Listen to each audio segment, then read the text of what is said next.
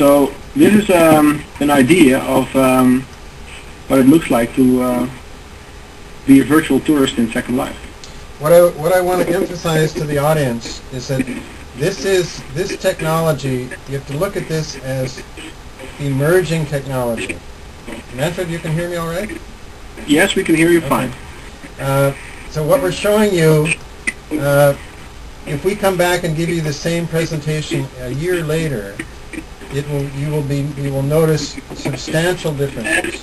This is, I can tell you what, looking back just a year, the tour that Manfred is now giving you was not possible.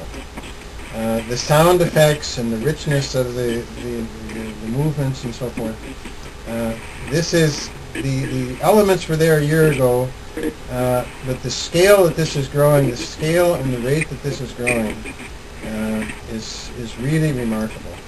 So what we're trying to do is give you a glimpse of where these things are moving, and perhaps that you can anticipate from a tourism perspective where things might be in a few years.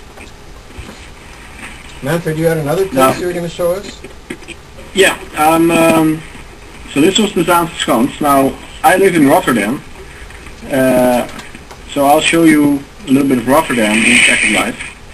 So I'm teleporting now to Rotterdam, and Go here. Okay, let's see where I'm at right now. Rotterdam. Okay. Okay, this 3D. Okay, there we go. So this so I've teleported here. This is a representation of Rotterdam. While we're here, it's loading all the 3D buildings in from the internet. So it takes some time to build the world up.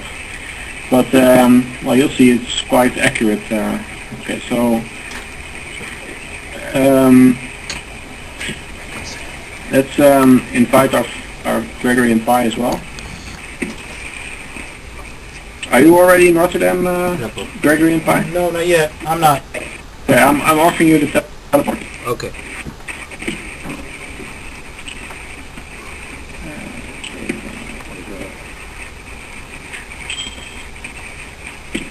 Okay, there we go. So I'll give a quick tour of Rotterdam.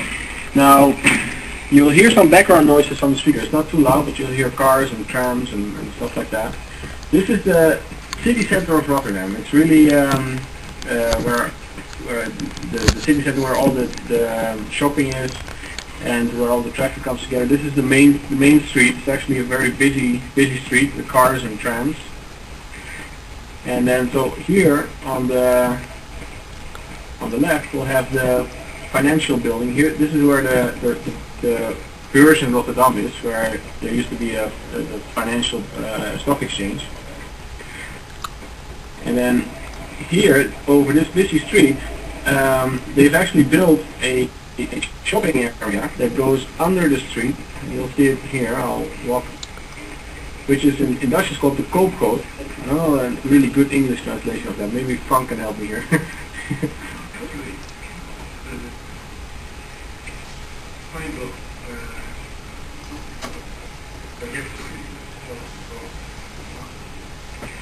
If you would translate it literally, it's like shopping gutter or something. I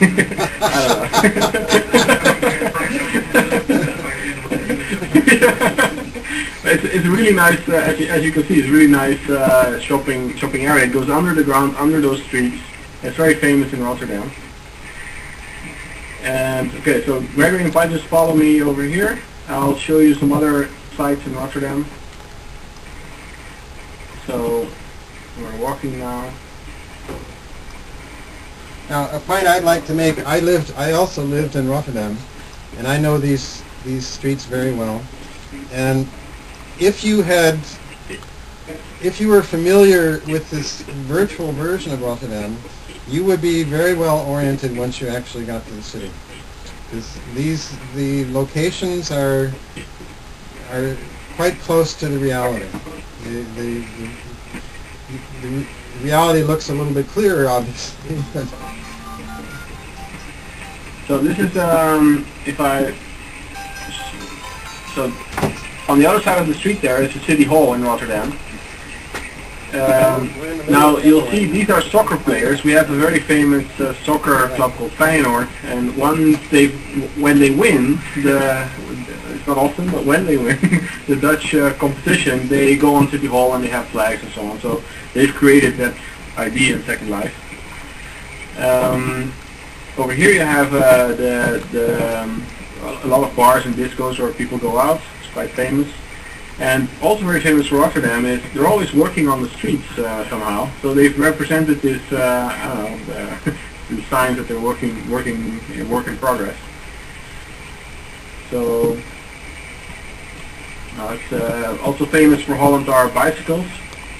So that's of course also present in the Second Life. You'll see some bicycles here. And right in front of me there, you see the stairways that go down to the metro. We have a metro in Rotterdam. So you have a metro and a tram?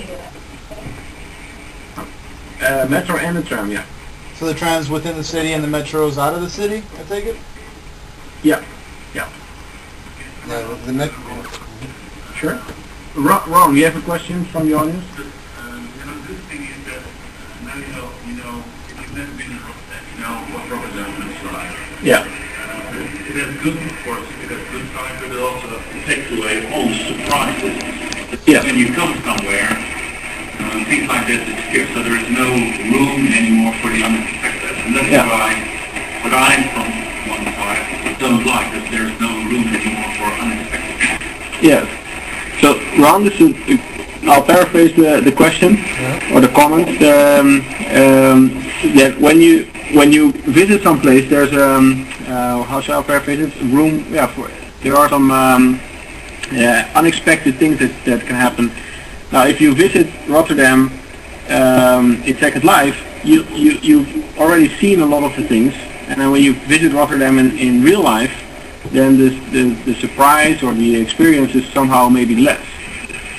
Yeah, that's one view of it. The other view could be what I was trying to say at the very beginning, is that this could be a way to what I want to say is whet or augment your curiosity about what you're going to see. That is, when you come to a place, and this may actually, as I pointed out, what you see in Second Life is kind of a cartoon version. And the cartoon version gives you sort of orientation and is able to sort of emphasize certain salient aspects, such as what we see in front of you now are these cube houses. Now, the cube houses, so now when you come there, you're probably curious about what these things really look like. And if you go into them, actually they're bigger than what you see here. What you see is, I think you have 3 or 4. There's actually about 25 of them all clustered together. And so, of course, the reality is bigger and more intense than this virtual version. So the thing is, the point I would like to emphasize is that this is not the actual reality. This is a designed reality. That is, this is somebody's version of what they think are the salient characteristics of this particular environment. Now, there's an open debate there about what counts as being the salient, what should be those salient characteristics. But if you're trying to promote, if you're trying to promote interest in your city, this is one way that you can emphasize certain things. Now, I realize these are discussable points. So, please, I'm bringing the camera back to look at me, so you're seeing me. Let's see. So, please, this is the kind of discussion that I hope to open up now. We don't have a great deal more time. Manfred, is there anything else you'd like to show us about Rotterdam? No, I think we've hit the highlights. I think you have a good impression of what you can do in Second Life with respect to the tourism. So yeah, I think we can move on to the next. So I'd like part. to skip briefly. I want to take a quick look at slide 35. Earlier I showed you the maquette. So what we have showed you today sort of it emphasizes what actual locations look like and some sort of abstraction from actual locations. But there's a different dimension here that I think is perhaps more important, and that's the ability to go back in time. And this is not so well developed as the actual locations, but slide